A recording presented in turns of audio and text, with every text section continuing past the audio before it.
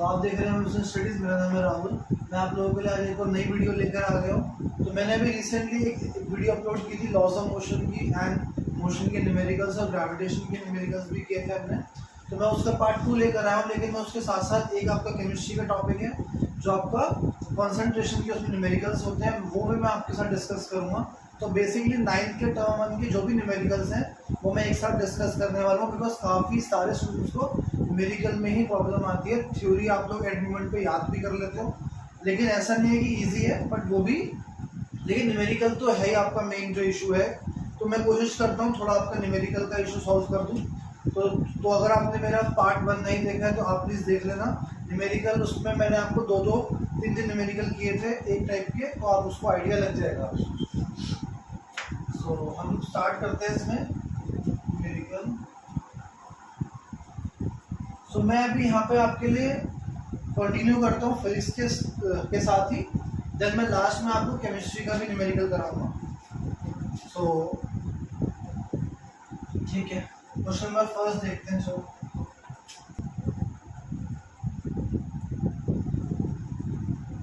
ये जो क्वेश्चन है काफ़ी सारे स्कूल्स में आता है ग्राफ के फॉर्म में। ये आपको वीटी ग्राफ में दे रहा हूँ, ये मैं आपको वीटी ग्राफ दे रहा हूँ, ठीक है। यहाँ पे हम नेट कर लेते हैं 2 से। तो मेरा जो टोटल मोशन था वो 12 सेकंड का था, और हम यहाँ पे रखते हैं कि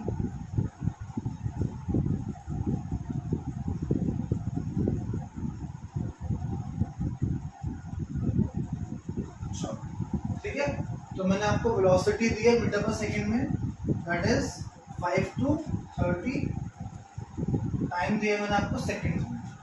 तो ये जो मेरा ग्राफ है बेसिकली ये जाएगा 15 पे, काम करते हैं 20 पे, इसको पहुँचा देते हैं 6 सेकंड। 6 सेकंड में आपका जो ग्राफ है वो पहुँच गया है 20 मीटर पर सेकंड की स्पीड पे। 12 सेकंड तक स्टेबल है ग्राफ, और अगले 2 सेकंड में, ठीक है। ये आपको ग्राफ दिया है, इसमें वीटी ग्राफ आपको ऐसे बना के देंगे। आप इसकी लेबलिंग अपने आप भी कर सकते हो, और वो मैं आपको शायद करके भी दे देंगे OABC। तो मैं आपसे ये पूछता हूँ, what type of motion is represented by OA and what type of motion is represented by AB, and similarly what type of motion represented by BC। तो देखो आप ये चीज ध्यान रखना, slope of VT graph gives you acceleration, ठीक है। अगर आप कभी भी किसी भी ग्राफ के अंदर उसकी y वाली क्वांटिटी x वाली क्वांटिटी से अगर आप डिवाइड करते हो तो हमेशा आपको स्लोप मिलती है, हमेशा, चाहे वो कोई भी ग्राफ हो। तो यहाँ पे वेलोसिटी अपॉन टाइम हम सब जानते हैं एक्सेलरेशन होती है, तो velocity upon time is acceleration. तो O से A, जैसे कि आप देख रहे हो स्पीड आपकी इंक्रीज हो रही है, तो स्पीड इंक्रीज होने का मतलब होता है यूनिफॉर्मली एक्सेलरेटेड मोशन, कि आपकी जो एक्सेलरेशन है वो यूनिफॉर्म चल रही है, और एक उस वजह से आपकी स्पीड जो है वो इंक्रीज हो रही है। अगर आपको कोई इसको निकालने को भी बोल दे तो आप निकाल सकते हो, v minus you by T का फॉर्मूला लगा सकते हो। 0 से 6 सेकंड गया तो मतलब कि टाइम आपके पास आएगा 6 सेकंड। फाइनली आपकी वेलोसिटी 20 थी, इनिशियल आप 0 पे थे, तो 20/6 यानी कि 10/3 मीटर पर सेकंड स्क्वायर आ गया आपका acceleration in a positive direction. A से बी, देखो ए से बी में आप देखो इसको बोलेंगे यूनिफॉर्म मोशन, क्योंकि जैसे कि आप देख रहे हो इसमें यहाँ पे स्पीड आपकी सेम है, ए से बी तक आपकी स्पीड कांस्टेंट चल रही है। तो इस केस में एक्सेलरेशन हमेशा 0 होती है, because acceleration is change of velocity with respect to time, but there is no change in velocity from point A to point B. Then BC, this is uniform retardation, और we can also say that this is uniform deceleration. यहाँ पे भी आप निकाल लो, इसमें देखो v 0 होगा, initial आपकी स्पीड 20 थी, बट यहां से यहां तक जाने में सिर्फ 2 सेकंड का लगा टाइम। काफी सारे लोग इसको 16 लिख देते हैं, लेकिन हमें सिर्फ वही टाइम कंसिडर करना है जहां पे स्टार्ट हो रहा है, बी से सी। देखो ठीक है, बहुत ही इंपॉर्टेंट क्वेश्चन है। आई थिंक सबके एग्जाम में ये एक क्वेश्चन आता है, किसी के एग्जाम में ग्राफ के फॉर्म में, किसी के एग्जाम में किसी और फॉर्म में, लेकिन एग्जाम में जरूर आपको वीटी ग्राफ के ऊपर एक क्वेश्चन मिलता है। ये आपको डायरेक्टली बनाने को बोल देते हैं, यूनिफॉर्म एक्सेलरेशन का ग्राफ बनाओ, ऐसे करके कुछ भी हो सकता है। मैंने ये आपको थोड़ा सा उसमें जो पार्ट बना उसमें थोड़ा सा हिंट दिया था इसका, बट अभी मैं, चलो नेक्स्ट देखो, what does the area under VT graph, the area under VT graph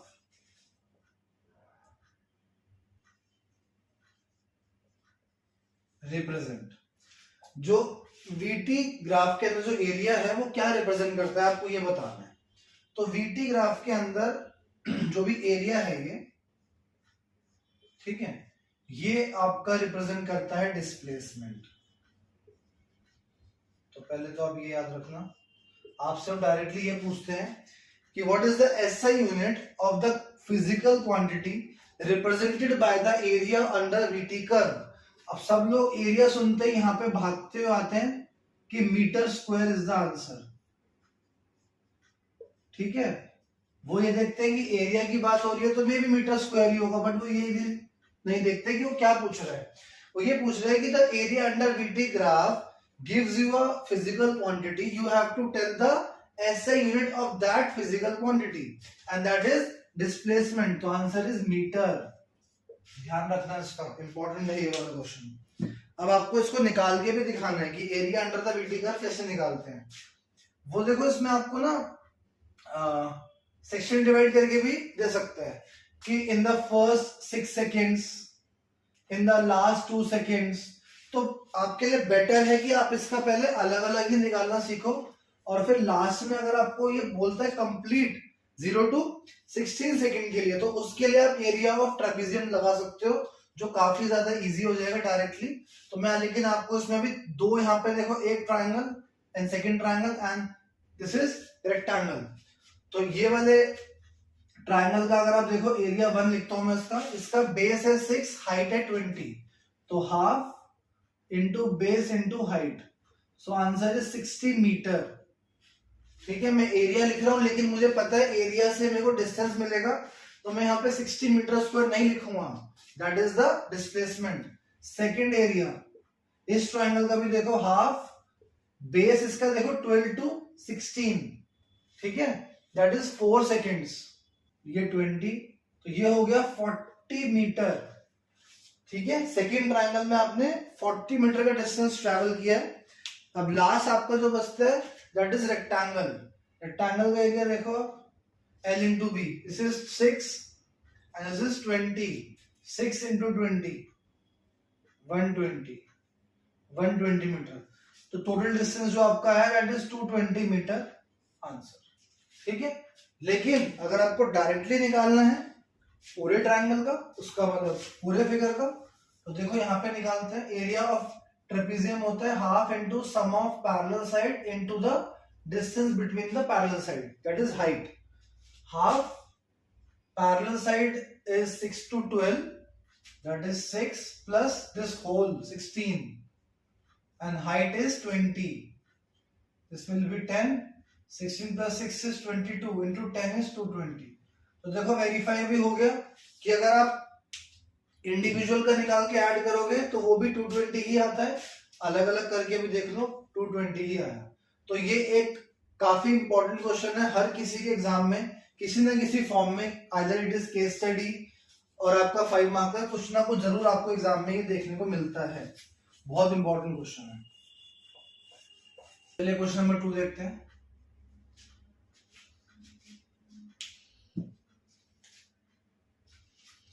तो ये मेरा जो क्वेश्चन है काफी इंपॉर्टेंट क्वेश्चन है ये।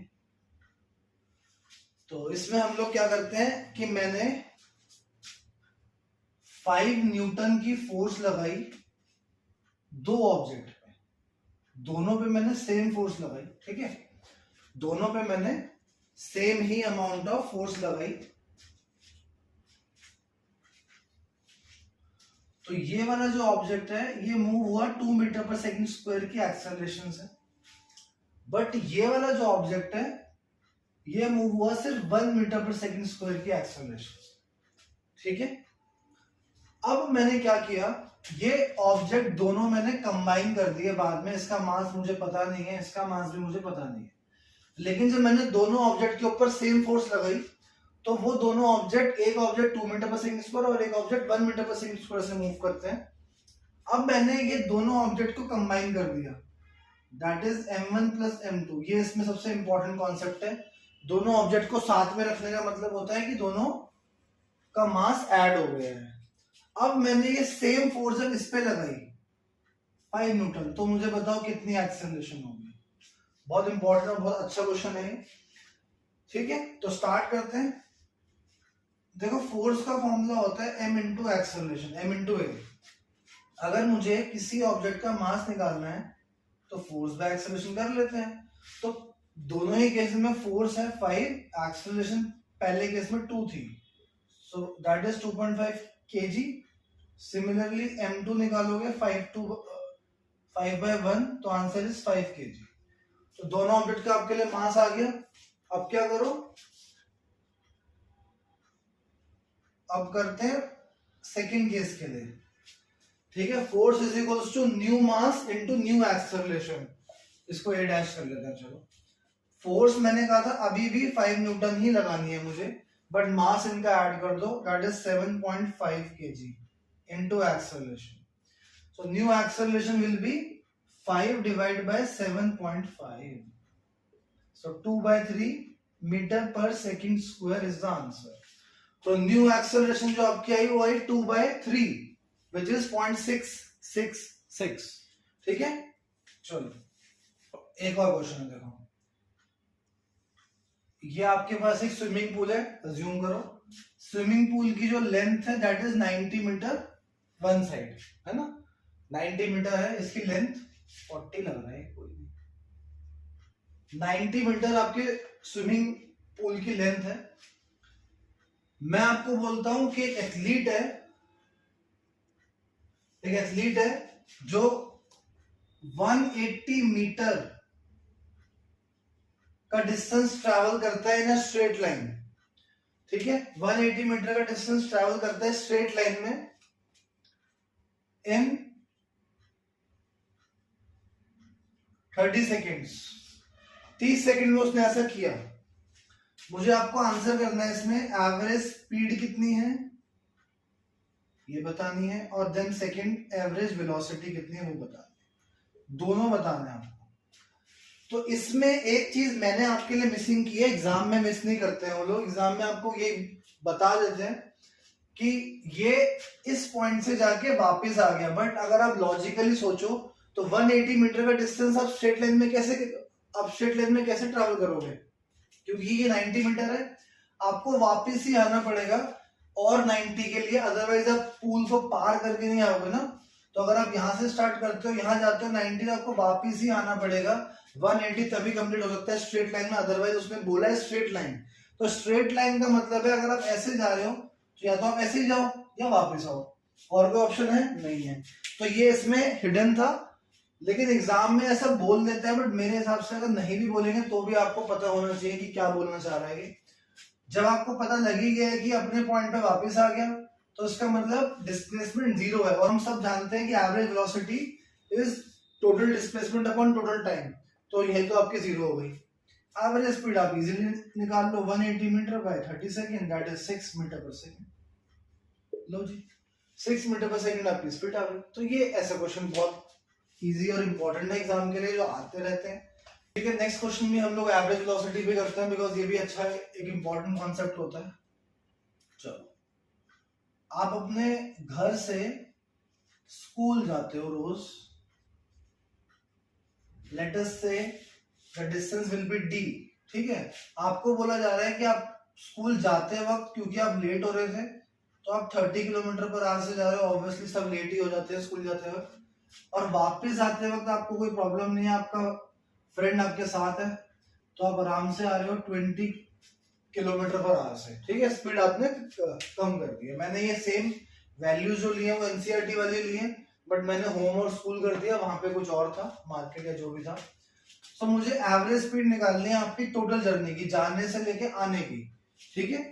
तो इस केस में आप कभी भी देखो, काफी सारे स्टूडेंट्स में ऐसे करते हैं कि लिखते हैं एवरेज स्पीड, वो देखो एवरेज वेलोसिटी के लिए आप कर सकते हो use v plus you by two, वो बहुत ही स्पेसिफिक जगह पे यूज होता है, ये आपका बहुत रेयर केसेस में होता है यूज ये, बट यहाँ पे आपको एवरेज वेलोसिटी तो उसने बोला ही नहीं है, एवरेज स्पीड बोला। तो total distance upon total time, time आपके पास है नहीं, बट टाइम हम निकाल सकते हैं। टाइम क्या होता है आपका, t1 is equals to distance upon speed. तो डिस्टेंस जाने का d था, जाने की स्पीड थी 30, टाइम 2 आने का, डिस्टेंस तो आने का भी d है, लेकिन टाइम हो गया, सॉरी स्पीड हो गई 20। अब टोटल टाइम चाहिए होता है आपको, so that is t1 plus t2, add करो उसको, d by 20 plus d by 30, LCM लोगे 60, 3d plus 2d, 5d by 60, that is d by 12। देखो ये आपका टोटल टाइम आ गया इन टर्म्स ऑफ d, ये r में होगा बिकॉज सब कुछ किलोमीटर पर आवर में। अब हम यहाँ पे फॉर्मूला लगाएंगे, total distance upon total time. Total distance जाने का d, आने का d, 2d हो गया। टोटल टाइम मैंने निकाला हुआ है d बाई 12, 12 ऊपर जाके 2 से मल्टीप्लाई हुआ, d से d कैंसिल हो गया, 24 किलोमीटर पर आवर, ठीक है।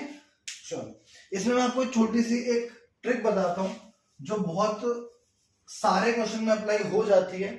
पता है इसमें आप ना हमेशा क्या करना, जो कम वाली स्पीड है ना, जैसे इसमें कम वाली थी स्पीड, देखो ठीक है, इसमें ये स्पीड आपकी कम वाली थी, तो इसका 20% निकालो। 20 का जो 20 का 20% होता है 4, उसमें ऐड कर दो, 24 इज द आंसर। लो देखो, जो स्पीड आपकी कम वाली है उसका 20% निकाल के ऐड कर दो। ज्यादातर आपके क्वेश्चन में आंसर वही होता है, ज्यादातर। अब वो कहाँ नहीं होता, वो आपको अगर पता लगाना है कब आंसर 20% नहीं आएगा, उसके लिए काफी सारी प्रैक्टिस करनी पड़ती है।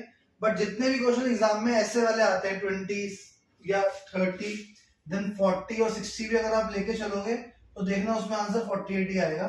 40 का 20% 8 होता है, 8 ऐड करोगे आ जाएगा 48। आप करके देख लेना, सेम क्वेश्चन लेना, एक स्पीड 40, एक स्पीड लेना 60, देखना आंसर क्या आएगा, ठीक है। चलो नेक्स्ट, ये देखो नेक्स्ट क्वेश्चन देखो। अब मैं आपका दो तीन क्वेश्चन केमिस्ट्री वाले करा देता हूं। सपोज मैंने बोला how much water must be added in 50 gram of copper sulfate salt to make 12% of solution, या 15% कर दो, ठीक है। देखो लॉजिक समझोगे ज्यादा बेटर रहेगा रादर देन कि आपको वैल्यू से फर्क पड़ना चाहिए, बिकॉज सॉल्व तो देखो एग्जाम में आपको कैलकुलेट करना ही पड़ेगा, चाहे कोई भी आपके पास वैल्यू आए। देखो फॉर्मूला जो होता है ना हमारा, जैसे कि आपको दिख रहा है कि मास में दिया, मैंने आपको जो सॉल्ट दिया है वो ग्राम में दिया है, तो उस केस के लिए आप हमेशा मास बाय मास वॉल्यूम निकालो, sorry mass by mass percentage निकालो, that is mass of solute which is 50 gram. इसमें सॉल्वेंट है आपके पास, देखो जैसे आपने देखा सॉल्वेंट मिसिंग है तो उसको x मान लो, और सॉल्यूशन हमेशा सॉल्वेंट प्लस सॉल्यूट से ही बनता है आपका हमेशा। तो सॉल्वेंट इसमें आपने x लिया और आपने सॉल्यूट लिया हुआ है ऑलरेडी, वो आपको गिवन है 50, और इज इक्वल्स टू में आप क्या लिखो आपको, अच्छा यहाँ फॉर्मूले में आता है मल्टीप्लाई विथ 100, और इज इक्वल्स टू में आप लिखो 15% ऑलरेडी आपको बता चुका हूं, ठीक है। अब इसको आपको नॉर्मली सॉल्व करना है, ये हो जाएगा 5000 न्यूमरेटर में, और डिनोमिनेटर में आ जाएगा x प्लस 50, ये लो 5 से कट कर लो, चलो 3000, तो ये आ जाएगा 1000 is equals to 3x plus 150, तो ये आके आपका माइनस होगा इधर 150, 850 is equals to 3x, x is equals to 850/3 gram में लिख दो या ml में कर दो, वो आपको डिपेंड करता है। अगर आपने मास बाय मास लिया तो आपको उसको ग्राम लिखना पड़ेगा। तो इतना ग्राम आपको चाहिए ताकि आपका सॉल्यूशन 15% हो जाए। ठीक है, देखो मैं आपको एक क्वेश्चन करा देता हूँ, वो डायरेक्ट भी एग्जाम में आ सकता है, उससे आपको ये क्लियर हो जाता है कि यार इसमें करना क्या है। वो शायद मैंने पहले भी कराया होगा, मैं दोबारा करा देता हूँ।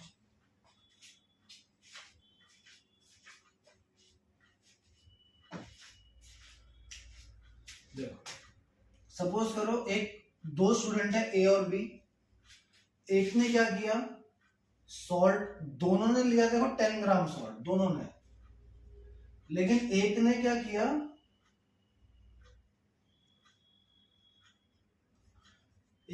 किया, सॉल्वेंट लिया 100 ग्राम और एक ने क्या किया, सॉल्यूशन लिया 100 ग्राम। इसमें जो आपको वो लोग ट्रिक करते हैं ना, सिर्फ इसी चीज का ध्यान रखना होता है कि सॉल्वेंट या सॉल्यूट दिया है या फिर सॉल्यूशन दिया है। सॉल्यूट को देखो सब जानते हैं, इशू नहीं आता है इसलिए, लेकिन इसमें सॉल्वेंट और सॉल्यूशन में बहुत गलतियां होती हैं। जब आपको उसने बोला सॉल्यूशन, तो इसका मतलब आपका डिनोमिनेटर में सिर्फ और सिर्फ वही वैल्यू रहेगी, बिकॉज डिनोमिनेटर में रहता है आपका मास या फिर वॉल्यूम ऑफ सॉल्यूशन, और सॉल्यूशन बनता है सॉल्यूट प्लस सॉल्वेंट से। लेकिन जब आपको दिया सॉल्वेंट अलग दिया है, सॉल्ट अलग दिया है, तो हमेशा उस केस में आपको सॉल्यूशन के लिए ऐड करना पड़ता है उन दोनों को। जैसे यहाँ पे किया जाएगा, देखो मास ऑफ सॉल्यूट इज 10, लेकिन आपका जो सॉल्यूशन होगा वो बनेगा सॉल्यूट प्लस सॉल्वेंट से मिलके। तो ये जो आपका आंसर आएगा, ये आएगा 1000 डिवाइड बाय 110। ठीक है, 0 0 कैंसिल, तो अप्रोक्सीमेटली 9.9% के आसपास आ जाएगा। ठीक है, लेकिन यहां देखना भी क्या होगा, न्यूमरेटर में कोई इशू नहीं है, मास ऑफ सॉल्यूट 10, लेकिन इसमें आप ध्यान से देखो कि आपको मास ऑफ सॉल्यूशन के लिए कुछ ऐड करना पड़ेगा, क्योंकि आपको कुछ दिया हुआ है। देखो इसमें मास of solute, mass of solution के लिए आपको उसमें कुछ भी नहीं करना, आपको सब दिया हुआ है 100, तो इसका आंसर देखो डायरेक्टली आ गया 10%। तो ये अगर आप ध्यान रखोगे इसमें, तो काफी इजीली इसकी न्यूमेरिकल कर लोगे, और ऐसा कोई बहुत डिफिकल्ट एग्जाम में न्यूमेरिकल नहीं आएगा कि आप इसको अटेम्प्ट ना कर सको। फॉर्मूला आपको याद होना चाहिए, आपको ये पता होना चाहिए कि इसमें सॉल्यूट क्या है एंड इसमें सॉल्वेंट क्या है, बस इतना ही इसमें आइडेंटिफाई करके आपको सॉल्व करना है। बहुत इजीली आपको 2 या 3 मार्क आराम से मिल सकते हैं, बहुत आराम से।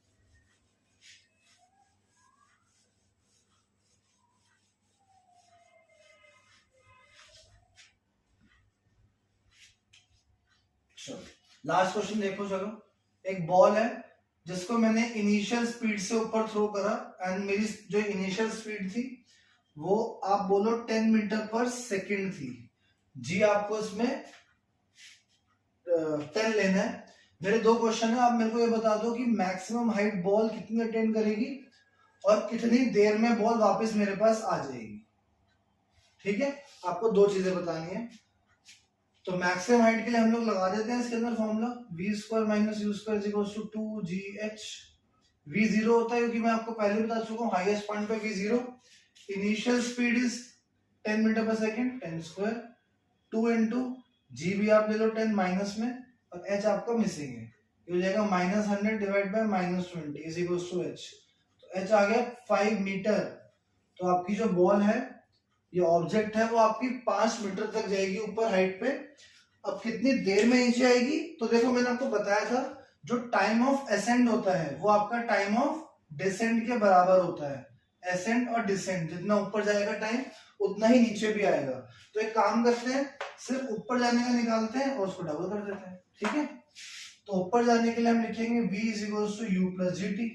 v 0 है, u 10 है, g -10 इंटू टी कर देते हैं, तो 10t = 10। तो टाइम 1 सेकंड लगा उसको ऊपर जाने में बस, तो टोटल टाइम कितना हुआ 2 सेकंड। तो 2 सेकंड में आपकी बॉल नीचे आ जाएगी। ठीक है, तो काफी इजी है, इंपॉर्टेंट भी है और इजी भी। ऐसा नहीं है कि जो चीज इंपॉर्टेंट होती है वो हमेशा डिफिकल्ट हो, ऐसा नहीं होता है। ये नहीं है कि ये इंपॉर्टेंट है तो ये हमेशा डिफिकल्ट होगा, नहीं, बहुत इजी है। बस थोड़ा सा नई चीजें हैं तो आपको थोड़ा उसको टाइम देना पड़ता है, अदरवाइज बहुत ही इजी है। आप अगर एक बार करने लगोगे, आपको आई थिंक 9th की फिजिक्स से ज्यादा कुछ इजी शायद लगेगा ही नहीं आगे फिर कभी।